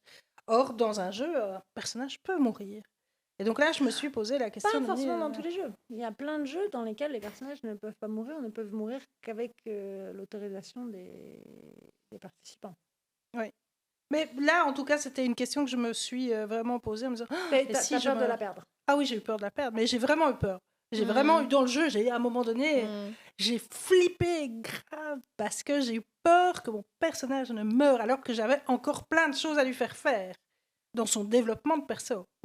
Alors moi, j'ai une expérience comme ça qui était très très chouette sur un Blade Runner en Suède. Alors c'était un one-shot, mais c'était les personnages ne peuvent mourir qu'au 3e acte et qu'avec l'autorisation explicite du participant. Donc moi, mon personnage, qui pourtant était hyper sympathique, j'ai pas compris pourquoi, il y a un autre joueur qui voulait la tuer. Drôle d'idée, pourquoi est-ce qu'on voudrait... Je ne sais pas, je n'ai jamais compris. Mais du coup, le joueur est venu m'en parler. Je lui dis OK, je te fais signe quand c'est OK. Et du coup, j'ai pu jouer, en tout cas sur un one-shot, toutes les scènes que j'avais envie de jouer. J'ai joué l'acte de scène 2 avec des adieux avec ma sœur, j'ai joué ça. Et du coup, quand je lui ai fait signe que c'était OK, qu'il pouvait m'agresser et me tuer, eh ben moi, j'étais totalement en paix avec la mort de mon personnage, c'est-à-dire que j'avais fait tout ce que je voulais qu'elle fasse. Et du coup, j'ai pu renoncer à quelques heures de jeu sans... Voilà. je lui faisais ce cadeau d'avoir l'occasion de la tuer. Parce qu'il y avait tout un jeu complexe d'adjuvants et d'opposants qui était un petit peu sympa. Mais moi, j'ai pas renoncé à grand-chose en lui accordant ça parce qu'il m'a laissé le temps d'avoir ces scènes-là. Mais j'ai l'impression que... Allez. Enfin, encore une fois, les dynamiques sont assez différentes, je crois, entre les GN en campagne, dans lesquels on joue un personnage pendant super longtemps, et les jeux one-shot, dans lesquels il y a un côté un peu plus... justement, raconter une belle histoire ensemble. Et du coup, vu que tu te donnes au jeu pour raconter une belle histoire avec d'autres gens sur un temps court, ce qui est important, c'est l'histoire qu'on raconte ensemble. Et donc, finalement, le personnage est un médium pour participer à cette histoire. On est sur un côté très, très narrativiste. C'est ça. Mais cela dit, sur Outre-Terre, en tant qu'orga, j'ai vu des gens, au bout de 3-4 ans, de jouer tous les jours, parce qu'il y avait du jeu en ligne possible tous les jours. J'ai vu des gens commencer à poster les statuts Facebook à la première personne au nom de leur personnage. Et on les a contactés pour tuer leur perso en narratif. Parce qu'il y a ce moment où cette fusion du participant et du personnage devenait hyper toxique. Mais je crois qu'Outre-Terre, c'était genre le péché originel du bleed, du bleed problématique à cause du jeu permanent. Je crois que c'était un vrai problème. Enfin... Mais je pense aussi, moi je m'astreins à cette discipline et c'est vraiment s'astreindre à une discipline de parler de mon perso, de parler de elle, de parler de il, de le mettre à distance. Mais je dois m'y forcer parce que j'ai tendance à y retourner très vite. Moi. Hein, et donc je dis non, mais je m'astreins à ça. Mais c'est compliqué, mais je le fais. Je m'oblige vraiment à le faire. Moi, j'ai pas cette expérience du tout. Enfin, pas du tout, mais en tout cas, moi j'étais choquée, par exemple, à la fin de Clone. Donc Clone, ça fait quand même 5 épisodes de jeu de 4 jours. Donc on a quand même joué, pour les gens qui sont là depuis le début, ils ont quand même joué leur personnage pendant longtemps. Et j'étais très choquée d'entendre des gens dire ah, moi je me joue au futur finalement. Parce que moi je regardais les autres en mode ah, vous jouez parce que moi je me joue pas du tout. Enfin, et pour moi il y a un fossé infranchissable quelque part entre moi et mon personnage qui fait que j'ai pas du tout envie de parler d'elle à la première personne, quoi. Mais toi t'as ton truc de D-rolling. Comme tu dis, tu t'es retrouvé en décembre à écrire à la première personne de façon un peu bizarre, là où juste après le GN, ça aurait été facile. Ça passe, ouais. Donc t'as ta propre technique de D-rolling qui pour certains, passe par la troisième personne. Pardon, j'ai une participation du chat, j'ai Zakat qui dit sur la question de l'évolution vers soi-même, sur ces rôles longs à long terme, est-ce que ça vient pas du fait de se lasser de l'antagonisme fort qu'ils ont pu créer au départ et qui peuvent pas tenir sur la longueur? Et c'est vrai qu'on commence avec un perso qui a plein de trucs, etc. Et puis c'est pas forcément facile. Mais moi je sais pas si je peux rebondir. Vas-y. Moi, ça fait vraiment partie de mes objectifs de vie en termes de création de personnages. Et c'est vrai, en fait, quand on crée un perso, souvent on crée un échafaudage. C'est-à-dire une genre de carte d'identité un peu stéréotypée de ce personnage a telle opinion politique, s'oppose à telle personne et a ça comme job. Enfin, en gros, des données qu'on a sur le personnage. Et c'est vrai qu'à partir d'un moment, quand on joue un personnage pendant longtemps, eh bien, on est obligé de bouger sur certaines lignes. C'est-à-dire que en fait, cette opposition viscérale que j'ai avec tel mec dans le village, eh bien, au bout de 4-5 ans de jeu où on a vécu un tas de trucs en commun, à un moment donné, on va se retrouver coude à coude à la même table et genre on va parler pour la première fois et ce truc qui était identitaire pour le personnage à un moment donné devient plus vrai en fait. Et si après 5 ans de jeu, eh bien, tous les trucs qui faisaient partie de l'échafaudage de base du personnage ont disparu, eh bien là t'as 2 options. Soit tu es devenu toi-même et en fait tu as juste détricoté le personnage d'année en année pour finalement arriver à toi. Soit ton personnage tient debout tout seul comme un vrai humain. Et pour moi, ça, c'est l'œuvre, le chef-d'œuvre ou vraiment le marque qu'on peut donner à des vrais personnages. Et je trouve que même dans les films, etc., ça se voit très fort. Moi, j'ai une vraie admiration pour le roi Arthur d'Alexandre Astier à ce niveau-là. C'est que sur toutes les séries, tous les épisodes de Kaamelott, il a vraiment détricoté tout ce qui faisait le roi Arthur. Et néanmoins, à la fin, il reste le roi Arthur. Et le roi Arthur n'est plus rien de ce qu'il était au début, mais le personnage, on y croit, il existe. Et donc, si on arrive à faire sortir notre personnage de son échafaudage et qu'il y ait encore un personnage, qu'on soit pas malencontreusement retombé sur « Ah, c'est moi », eh bien là, on a réussi à donner vie à quelqu'un, quoi. Et je trouve que c'est la vraie différence entre le GN et le jeu de rôle. Parce que quand tu fais du jeu de rôle, et alors, par exemple, c'est la grande chance de Dimension Brumeuse que c'est toutes les semaines, et ben tu peux. En fait, tu as toujours ce suivi du personnage parce que c'est pas trop loin. Le GN, quand c'est tous les 6 mois, voire quand c'est tous les ans, c'est vachement difficile de garder exactement ce que tu avais en toi au moment où le jeu s'est fini et le ressortir exactement semblable un an après, quand le jeu reprend, entre guillemets, timing exactement après, parce que parfois, le jeu reprend 2 ans après, parce qu'il y a du Covid, par exemple. Non, mais des fois, c'est timingement parlant. C'est-à-dire que là encore, sur Wild Dust, on a fait la première partie et je crois que l'épisode d'après, c'est 7 ans après. 7 ans après, en jeu. Et là, ça rajoute encore un niveau de difficulté. Mais de toute façon, quand il s'est passé 6 mois à 1 an entre une partie et une autre, ben, ça me paraît cohérent de ne pas réussir à reprendre ton échafaudage tel qu'il était. Tout simplement parce qu'il s'est passé du temps et que... Et que toi, tu n'as plus 16 ans et tu crois plus à ces romances que tu avais quand tu avais 16 ans. Sauf que il y a aussi les gens, si je puis me permettre, qui détricotent leur échafaudage en 10 minutes. Oui, ça c'est une erreur de jeu. Avec leur ennemi mortel, ça fait 4 générations qu'ils s'entre-assassinent, qu'ils salent leur champ et tout ce que tu veux. Les mecs, ils se croisent autour d'une binouse, en 10 minutes, ils ont fait la paix. Et là, c'est... Péché original du géaniste numéro 15. Ah oui, non, mais là c'est l'enfer en termes de scénaristes. C'est l'enfer. On a vu des scénaristes s'arracher les cheveux sur ce genre d'histoire. Mais regarde-moi, ils ont fait ils ont bu 2 bières ensemble. Elle avait les cheveux longs avant. Hein. mais vraiment. Ça, c'est les enfants. Mais vraiment, ils ont bu 2 bières ensemble et les mecs, c'est les meilleurs potes du monde. Et finalement, on va aller faire un gueuleton, machin, et c'est bon, nos factions sont plus ennemies. Et là, alors, je pense qu'il y a quand même aussi un poids social on est là pour passer du bon temps ensemble, donc on va un peu faire un espèce de cafouillis en jeu hors jeu et terminer potes. Et attendre l'arrivée des PNJ pour se mêler, tu vois. Bon voilà, on est tous potes. Maintenant, ils arrivent quand les 200 PNJ pour créer l'antagonisme. Quand t'es sur un GNPVP, voilà, il y a... C'est vrai que jouer la haine, c'est compliqué sur du long terme. On a Zakas qui dit arrête avec Outreterre, Anne, tu te fais du mal. Et Sanorem qui dit Anne, elle a un PTSD doté. C'est pas totalement faux, mais arrête. J'ai pas. J'ai beaucoup mentionné Quelquefois. Ouais, bon, c'est possible. Je remarque que le temps passe. Petit regard discret envers l'heure. La régie est gentille avec nous jusqu'ici, mais l'horloge est impitoyable. Les minutes passent, minute après minute. Je me dis donc sur ce sujet de s'éloigner de nous, de jouer quelqu'un de différent de nous, avec des personnages qui peuvent évoluer aussi et nous emmener encore ailleurs. Et qu'on a parlé de la négociation qu'il y avait parfois entre nous et notre personnage, où parfois on n'avait pas envie de suivre, où on sentait qu'on devait se laisser aller à des endroits où on pouvait pas aller. Moi, je me souviens, j'ai déjà eu cette négociation avec un personnage qui disait si se passe ça, je dois mourir. Et moi, j'étais là en mode non, je suis pas prête.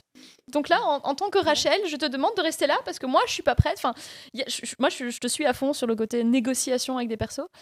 On a parlé de la difficulté de jouer des trucs qui sont vraiment très difficiles de nous et qu'on peut pas trouver à l'intérieur de nous. Donc que ce soit l'exemple de jouer une mère qui est hyper protectrice viscéralement de ses enfants, si on l'a vécu time out ou pas, où est-ce qu'on va chercher ces informations, où est-ce qu'on va chercher ces émotions.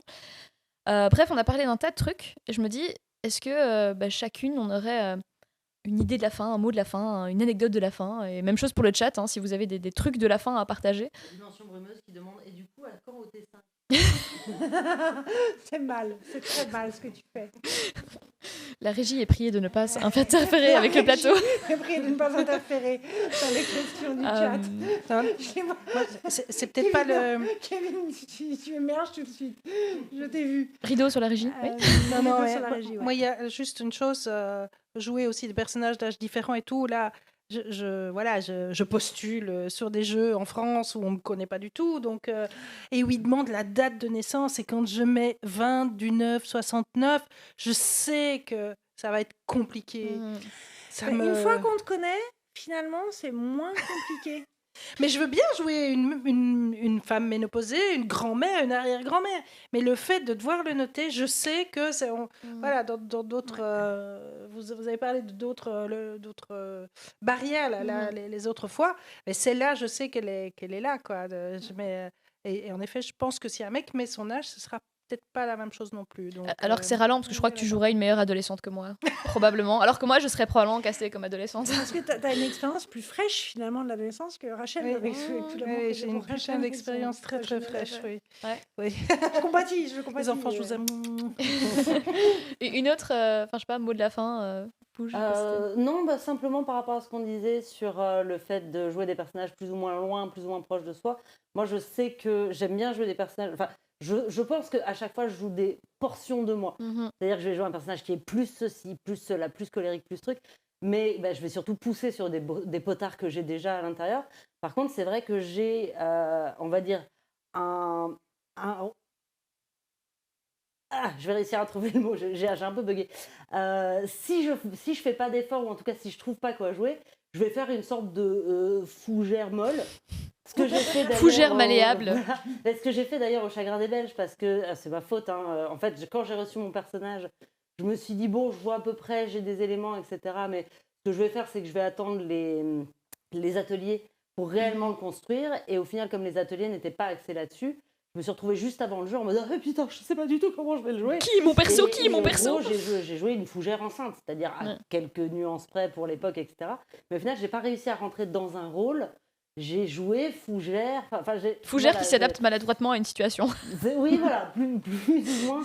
Donc, je pense que je sais faire des personnages différents, mais par rapport, entre autres, sur ces persos sur du long terme, etc., il y a un moment où si tu ne maintiens pas ton rôle, entre autres pour ma part, avec des tics de langage, des tics Des stratégies, quoi. etc., à un moment, ça va faire flum, et je vais retomber dans fougère molle.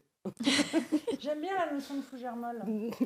Mais pour ma part, je trouve qu'un truc qui est intéressant et une question qu'on ne s'est pas encore posée, que j'aurais adoré qu'on se pose, c'est le non-humain. Comment tu incarnes du non-humain qui est le plus loin de toi qu'il soit possible.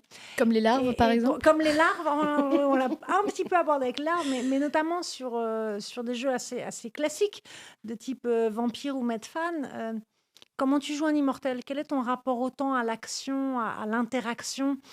Et pour moi, alors, attention, jouer un elfe, c'est comme chanter du Mozart, tu vois, c'est par là que tu commences et c'est par là que tu termines. Tu vois, une fois que tu es à la fin des artifices, comment tu joues quelque chose d'aussi évident, limpide et aussi étranger, éloigné, où il n'y a pas d'artifice qui puisse te planquer. Oh putain, c'est passé cette C'était beau ça, c'était classe. T'as élevé le niveau là en 2 phrases, genre pouf pouf, dans Mozart. vos gueules, Faites-moi 2 heures. Vous avez 2 heures. Vous avez 2 heures. Du coup, toi Rachel, ton mot de la fin? Moi je repensais à ce truc de jouer quelqu'un qui a une autre saison de sa vie, tout ça, avec les âges, jouer des ados, jouer des personnes de 60 ans en mettant du talc dans les cheveux et en ayant une voix grelottante. Est-ce que tu as envie de faire ça? Non, moi j'ai pas envie de faire ça, je vous rassure. Mais en fait surtout, moi je trouve ça ouf. Il y a 2 choses. Je crois que la nuance qu'on peut développer dans sa manière de voir le monde quand on a vraiment de l'expérience de vie derrière nous, on peut pas l'improviser comme ça.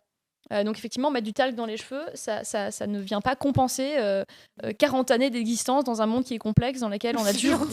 Non mais je pense au personnage de 60 ans, mais donc vous voyez, il y a une expérience, il y a une nuance qui clairement n'est pas rendue par les artifices qu'on utilise actuellement souvent dans le milieu du GN, et que je trouve ça dommage parce qu'en fait, jouer quelqu'un qui a ce regard-là sur la vie, je trouve ça hyper riche, hyper beau, et ça me donne envie, en fait, ça me donne envie d'aller chercher dans ce registre-là. Et j'ai plus envie de jouer ça que de jouer une ado, je crois. Enfin, je sais pas, en tout cas, ça serait plus intéressant. Je sais pas si ce serait plus chouette, mais ça m'intéresserait plus. Mais surtout, je me dis, pour moi, et là, en y réfléchissant vite fait, j'ai l'impression que c'est moins une question de l'âge que tu joues que de l'époque dans laquelle est né ton personnage. C'est-à-dire que c'est moins une question de jouer un personnage qui a 60 ans que de jouer un personnage qui avait 20 ans en 89, par exemple. D'où est parti ton personnage? C'est quoi? Ça a été quoi les vues avec lesquelles ton personnage a grandi? Qu'est-ce qui était évident pour lui quand il était jeune? Et c'est quoi le chemin qu'il a probablement fait dans sa vie pour arriver là où il est aujourd'hui? Et quand on se pose la question comme ça, on arrive sur des vues qui sont beaucoup moins stéréotypées sur ça veut dire quoi d'avoir 60 ans, mais beaucoup plus, t'es né dans quel monde et comment le monde il est aujourd'hui? Et quel chemin est-ce que toi, intérieurement, tu as dû faire pour passer du monde de ta jeunesse au monde dans lequel on vit à l'époque du jeu, quoi. Et quand on fait ce chemin-là, eh bien, ça permet d'avoir un jeu qui peut-être, sans commune mesure, plus intéressant que de mettre du talc dans ses cheveux et de se dire qu'on va avoir une voix grelottante et qu'on va développer, qu'on va acheter du maquillage pour faire des petites rides, là. Collodion. Collodion, je ne m'y connais pas. Mais en tout cas, voilà, de poser la question dans quel monde est né et a vécu, dans quelle jeunesse mon personnage a eu et comment est-ce qu'il a fait un chemin depuis lors, quoi. C'est Voilà. hyper beau. Les idées de la fin étaient de haut niveau. Ici, j'ai Sanorem qui dit ouais, je pense que je ne saurais pas jouer un personnage radicalement différent. Et Zakast qui dit j'aime bien jouer des persos proches de moi, mais dans des situations totalement éloignées de ma réalité. Ouais. Parce que c'est Pilou qui veut vivre ses aventures. Oui, Zakast et Pilou. C'est ça. Un peu Comme les... ça, on le saura. Trop bien.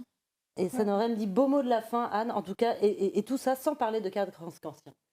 C'est ça. Sans jamais j'ai mentionner failli de cadre ripper, ancien. Mais voilà, c'est mon challenge pour la prochaine Heureusement, ce émission. moment n'a quantiquement pas eu lieu. Eh bien, merci Marianne Merci à Marianne. d'avoir C'était super, accepté merci notre beaucoup. invitation. À bientôt. Oui. On se voit en GN D'office. Oui, normalement. l'année prochaine, au plus tôt, ou plus tard. Non, allez, pas cette si tôt que année, ça. il reste encore plein de mois. C'est vrai, on est encore au début de février, l'année. Il reste encore plein Ouais. de mois. Oui, Au plus tard en novembre. Eh bien, voilà, merci tout le monde. Et puis, on se voit le 3e mardi du mois prochain. Je sais plus quel mois on sera le mois prochain, Le mois mais prochain, ça on est en arrivera mars. dans un mois, c'est sûr. On est environ en mars le mois prochain, mais je sais pas quelle date on sera le 3e mardi. Le 15 mars. C'est le 15. Oui, puisque les mois de février et Ah le mois de ouais. mars, c'est toujours les mêmes mois. Ah, oui, Les années pas putain, bissextiles. ouais. Ouh. Ouais. Ben alors, on se voit le 15 mars. Trop Et bien. ben, au 15 mars. Eh bien, bonne soirée. Merci aux gens qui nous ont écoutés et qui ont interagi via le chat. Et merci aux gens qui nous écouteront. Le 15 via mars. replay. Mais non. Sur YouTube et tout ça. Allez, bonne soirée tout le monde. Bonne soirée.